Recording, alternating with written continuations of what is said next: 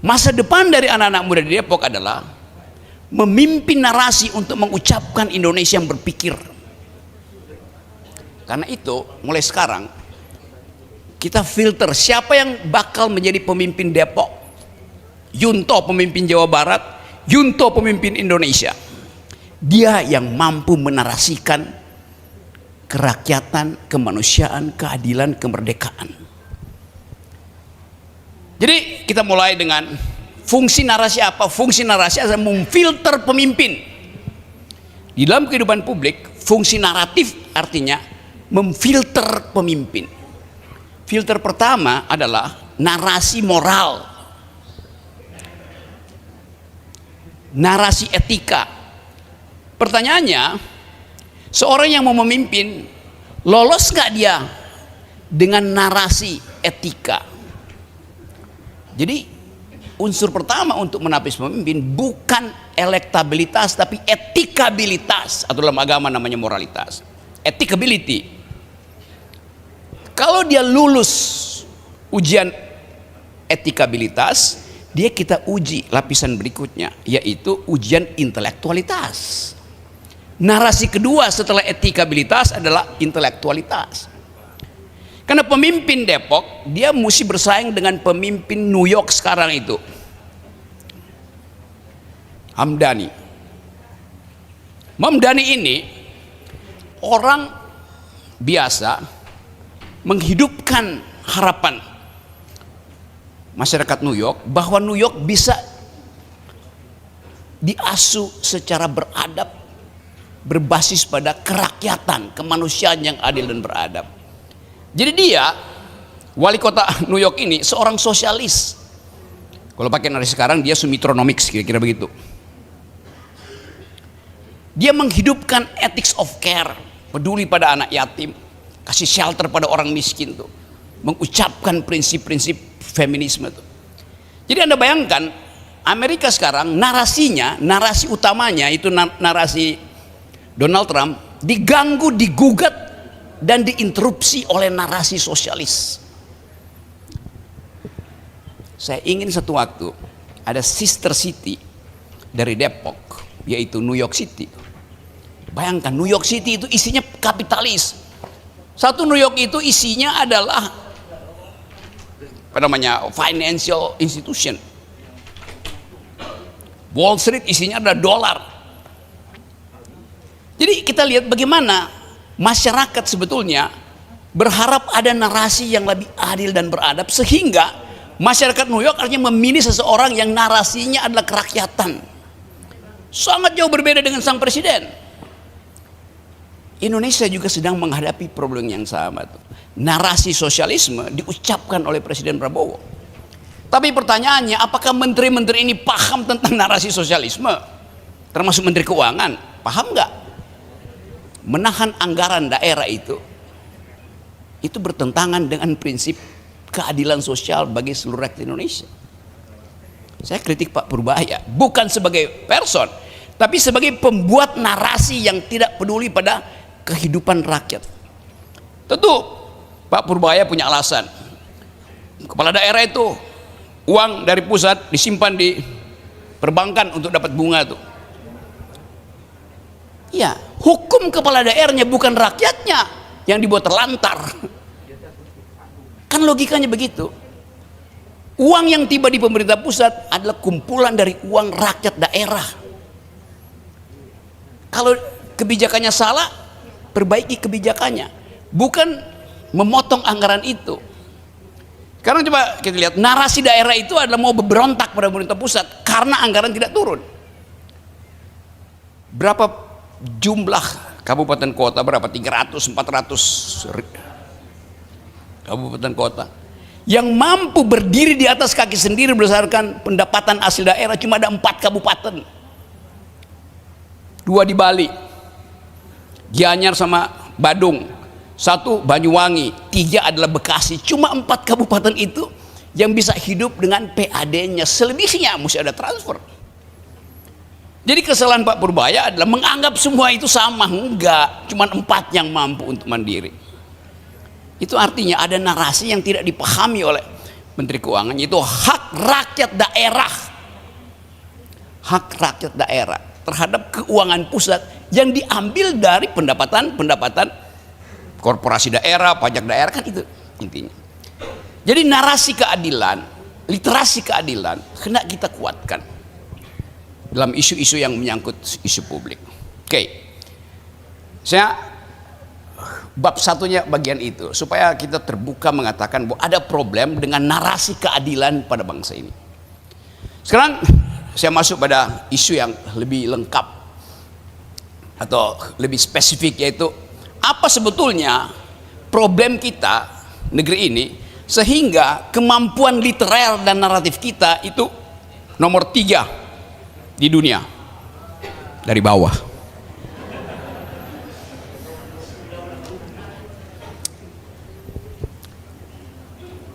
Bayangkan waktu Bung Karno mengucapkan Pancasila, kita bongkar hari ini isi Pancasila, itulah kumpulan pikiran dunia yang kemudian dikemas secara ringkas, dikemas secara tajam bermutu dalam bentuk 5 sila.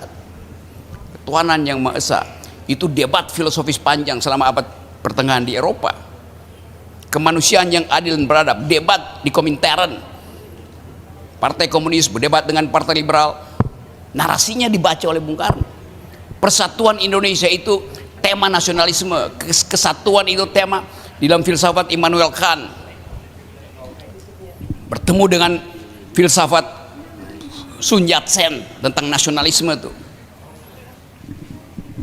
Kerakyatan yang dipimpin oleh hikmat kebijaksanaan dalam segala macam demokrasi, itu adalah percakapan abad 20 tentang hak rakyat untuk memerdekakan pikirannya sendiri dan merasa setara di depan kekuasaan. Semua itu narasi dunia. Keadilan sosial bagi seluruh rakyat Indonesia itu narasi Marxisme. Dibaca oleh Bung Karno, diperdebatkan dengan Tan Malaka, diulas oleh Sultan Syahrir, dimasukkan prinsip Islam oleh Nasir, Buya Hamka. Kita kaya dengan narasi. Kenapa sekarang narasi kita berhenti?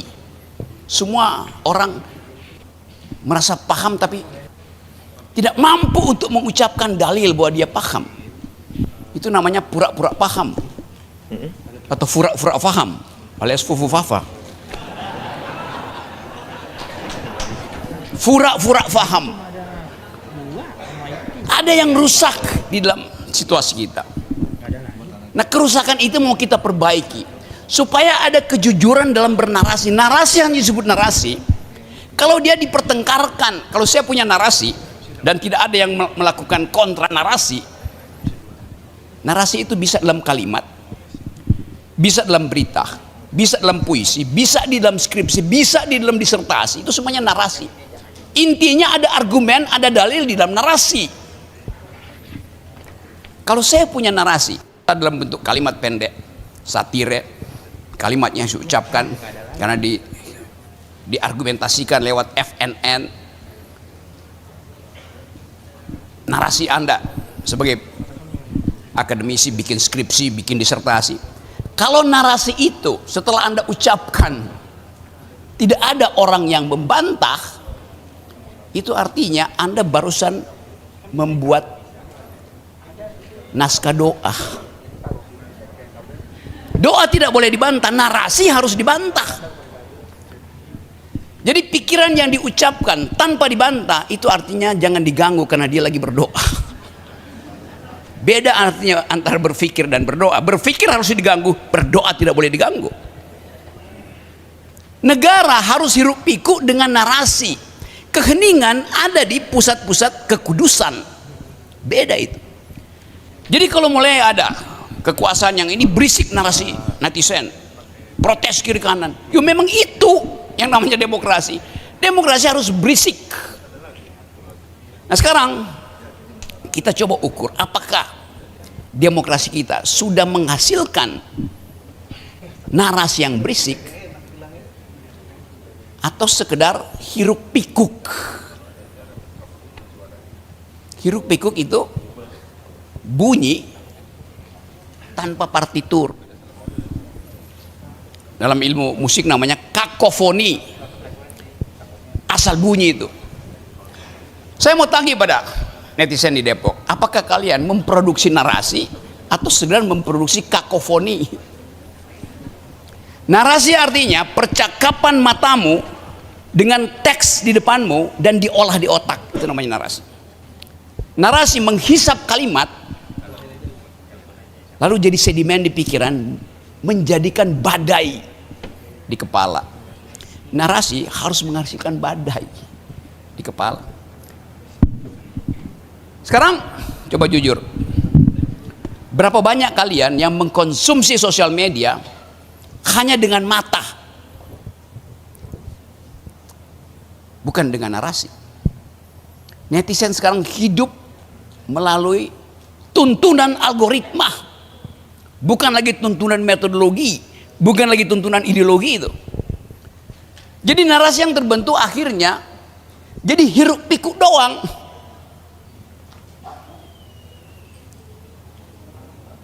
Anda membaca dengan jempol, Anda tidak menunda reaksi untuk diolah di kepala. Apa akibatnya? Akibatnya setiap kali Anda upload pikiran Anda lewat sosial media, cloud artificial intelligence membaca, oh jenis pertanyaan yang diajukan ke artificial intelligence dangkal betul, lalu disurvei dari mana? Oh dari Indonesia bagian barat. Bagian barat di mana? Depok misalnya. Maka akan dirumuskan oleh mesin pencari ide, Depok itu tidak perlu dilayani karena pertanyaannya dangkal. Tapi Depok bisa mengatakan kedangkalan itu di masa lalu, bukan hari ini. Anda buktikan itu. Sejak sekarang Anda mesti ajukan pertanyaan bermutu pada artificial intelligence supaya terbaca bahwa ada narasi intelektual dari kota Depok. Saya ingin Depok ini jadi, biarkan IKN jadi ibu kota negara, biarkan WUS jadi model kereta cepat. Saya ingin netizen Depok itu jadi ibu kota pikiran.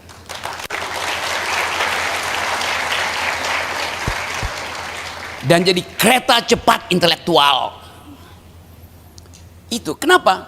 Karena lokasi Depok itu dikepung oleh ilmu pengetahuan. 2,4 juta penduduk Depok dibagi dengan jumlah universitas yang ada di Depok sini nih, rasionya cukup untuk menghasilkan pikiran bermutu dari Depok.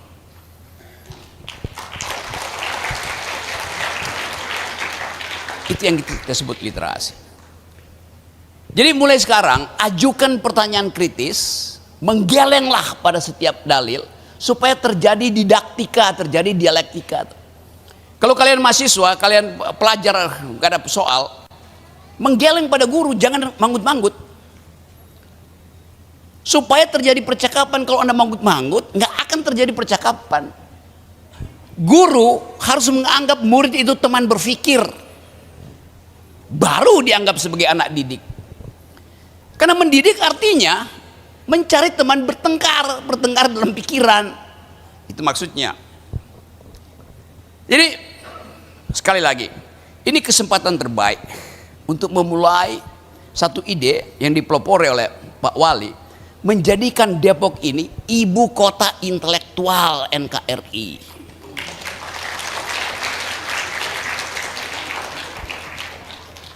Ya memang kadang-kadang nggak bisa viral, iya nggak ada problem. Tapi buat apa kita viralkan sesuatu yang dangkal, yang isinya adalah kegiatan demagogi? Depok mesti memproduksi pedagogi. Pedagogi artinya pendidikan, demagogi aslinya asbun. Saya dan Pak Hercu lakukan itu setiap hari. Bukan sensasi yang kita cari, tapi substansi. Karena itu dialektikanya diperlukan. Karena itu podcast itu harus memungkinkan orang mencari referensi setelah baca podcast, dengar podcast. Bukan sekedar ikuti podcast saya dengan Pak Hersu. Saya sengaja kasih di situ. Hersu Beno Arif juga sengaja bertanya hal-hal yang akademis supaya diprovokasi mencari referensi setelah mendengar podcast itu. Itu bedanya FNN dengan talk show.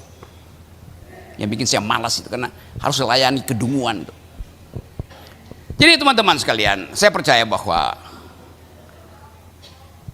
ada momentum untuk menghasilkan kembali Indonesia yang berpikir. Momentum itu mesti kita rubah menjadi monumen.